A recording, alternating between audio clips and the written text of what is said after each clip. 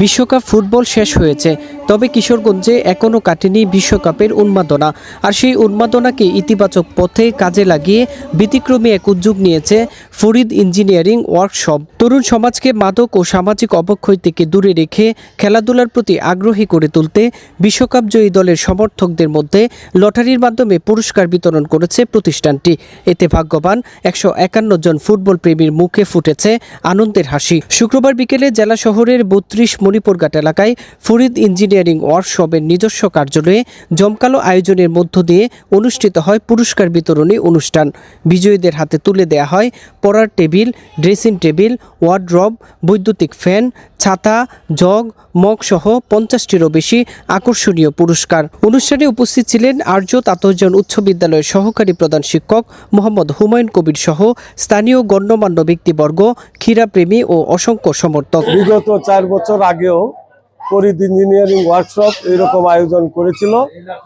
আমাদের এলাকার যুবক এবং যারা আমরা এই বয়স্করা আছি তারাও আনন্দ উপভোগ করেছি এবং সারা রাত্রি জেগে আমরা যে খেলা দেখার যে আনন্দ, বিশেষ করে শহরের এক প্রান্তে থাকার ফলেও বিশ্বকাপ মনে হয়েছে যে আমাদের মণিপুর ঘাটে অনুষ্ঠিত হতো।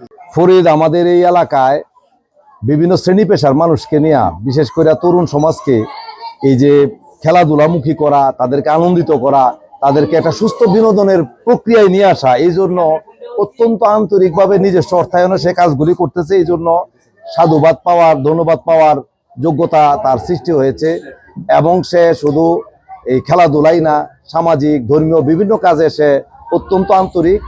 এবং ফরিদের মতো আরো যদি সমাজে এরকম নিবেদিত প্রাণ সমাজসেবক গড়ে ওঠে, তাহলে আমাদের সমাজে অনেক উন্নয়ন হবে এবং বিশেষ করে মাদক এবং বিপদকামী তরুণ সমাজকে সুস্থতার পথে নিয়ে আসা সম্ভব হবে বলে মনে করি। অর্থ থাকলে সবাই সবকিছু পারে না, অনেকের অর্থ আছে অনেক কিছু পারে না। ফরিদের অর্থ না থাকলে তার মন বা প্রফুল্ল বা আনন্দ, সে প্রতিটা বছরে এরকম প্রত্যেক কাজে ইফতারি থেকে লইয়া বা গরিব মিসকিন সাহায্য সহযোগিতা করা বা অনেক কাজে আগায় দেওয়া, তার মতো এরকম একটা মনের লোক অনেক কোটি কোটি টাকা মালিক আছে, কিন্তু মিলানি কঠিন হবে। বিশ্বকাপ খেলা আসার পরে ফরিদ ইঞ্জিনিয়ারিং ওয়ার্কশপ যে একটি উদ্যোগ দিয়েছে গত বছর 2022 সালে এবং 2024 সালে, আসলে বিনোদন খেলাধুলার মাধ্যমে যে বিনোদনটা ছিল এটা যদি জাগ্রত হয়, এভাবে ফরিদের মতো সকল শ্রেণীর মানুষ যদি আগ্রহ বাড়ে আসে, আমার মনে হয় বিনোদনটা সেই আগের জায়গা ফিরে যাবে। 90 দশকের যে বিনোদন,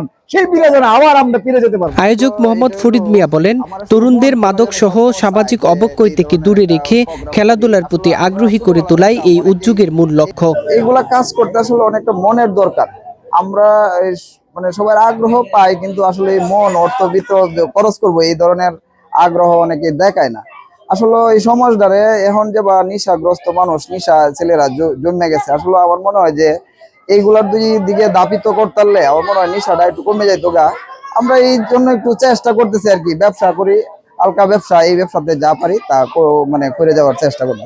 আমি যখন প্রথম এই লটারিটা করছিলাম 2024 সালে মনে হয় বিশ্বকাপটা হয়েছিল, এই সময় আমরা 50 জনের পুরস্কার দিছিলাম।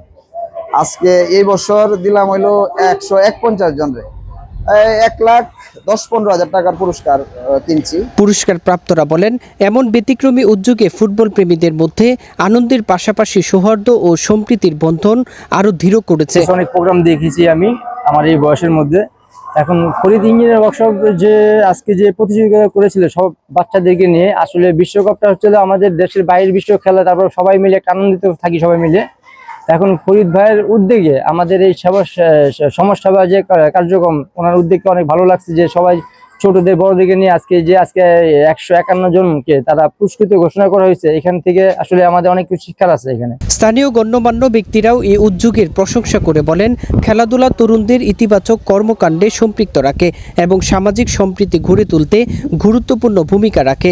মণিপুর ঘাটের 1 নং ওয়ার্ডের বাসিন্দা, সে সামাজিক কর্মকাণ্ডে এবং কি গরিব দুঃখী মানুষের সুখ দুঃখের সাথী হয়ে সে সামাজিক ভাবে কাজ করে আসছে।